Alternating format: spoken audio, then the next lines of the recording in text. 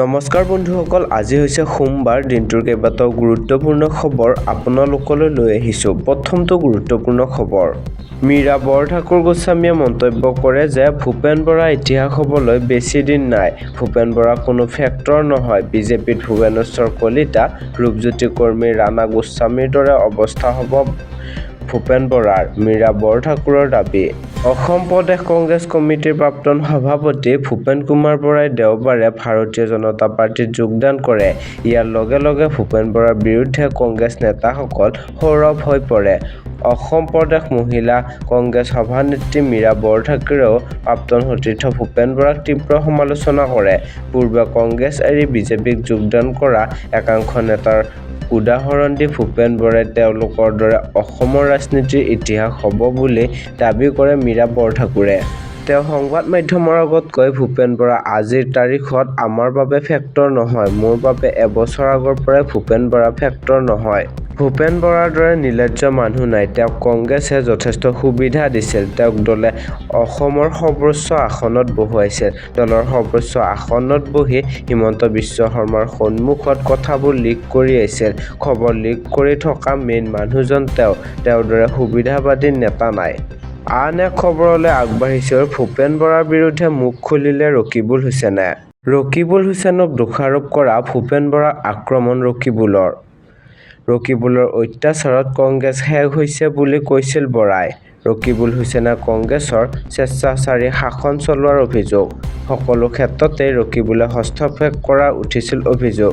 ভূপেন বৰাক প্ৰথমবাৰৰ বাবে আক্ৰমণ কৰিছে ৰকিবুলে। বিজেপিত নিজৰ সৈতে ৩২টা মানুহো নিব নোৱাৰিলে।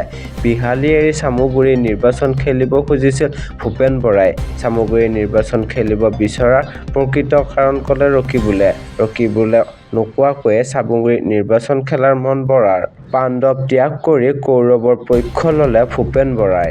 আৰু বন্ধুসকল, আন এক পৰৱৰ্তী খবৰলৈ যোৱাৰ আগতে খবৰসমূহ আপুনি সদায় পাই থাকিবৰ বাবে এই চেনেলটো প্লিজ ছাবস্ক্ৰাইব কৰি ল'ব। প্ৰিয়ংকা গান্ধীৰ বৈঠকৰ গোপন খবৰ মুখ্যমন্ত্ৰীৰ হাতত, কোনে দিলে? হিমন্ত বিশ্ব শৰ্মাই হেনো সবিশেষ জানে কংগ্ৰেছৰ ভিতৰুৱা খবৰ। নিশা ৩ বজালৈ বৈঠকত কি হৈছিল? কংগ্ৰেছৰ ৰাজীৱ ভৱনত সঁচাকৈয়ে আছে নেকি মুখ্যমন্ত্ৰীৰ এজেণ্ট? কংগ্ৰেছ নেত্ৰী প্ৰিয়ংকা গান্ধীয়ে ২০২৬ৰ বিধানসভা নিৰ্বাচনকেন্দ্ৰিক শেহতীয়া অসম ভ্ৰমণত নিশা ৩ বজালৈ কি কৰিছিল? অসমৰ মুখ্যমন্ত্ৰী হিমন্ত বিশ্ব শৰ্মাই হেনো সবিশেষ জানে।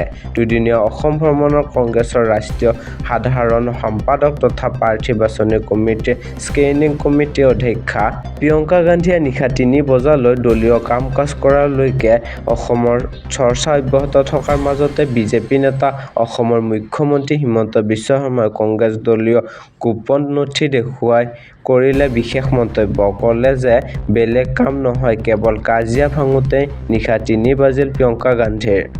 আন এক গুৰুত্বপূৰ্ণ খবৰলৈ আগবাঢ়িছোঁ। উচ্চতম ন্যায়ালয়ৰ চৰকাৰৰ পক্ষত ৰায়দান। এসপ্তাহৰ ভিতৰত উজনিত চলিব বৃহৎ উচ্ছেদ। গোলাঘাটৰ মেৰাপানীত চলিব পুনৰ উচ্ছেদ অভিযান। ৭ দিনৰ ভিতৰত ঘৰ খালী কৰাৰ নিৰ্দেশনা। অন্যথা বুলডোজাৰে উঠুলিচ্ছাত বেদখলকাৰী গৃহ। উচ্চতম ন্যায়ালয়ে চৰকাৰৰ বন বিভাগৰ পক্ষত কৰিছে ৰায়দান। উচ্চতম ন্যায়ালয়ৰ নিৰ্দেশনাৰ পাছতে ২১ ফেব্ৰুৱাৰীত বন বিভাগে কৰিছে কঠোৰ নিৰ্দেশনা। নেঘেৰী বিলৰ ৫৯টা পৰিয়ালৰ বাসগৃহ খালী কৰাৰ চূড়ান্ত জাননী প্ৰেৰণ। অহা ৭ দিনৰ ভিতৰত বেদখলকৃত ভূমি খালী কৰিব লাগিব। এতিয়া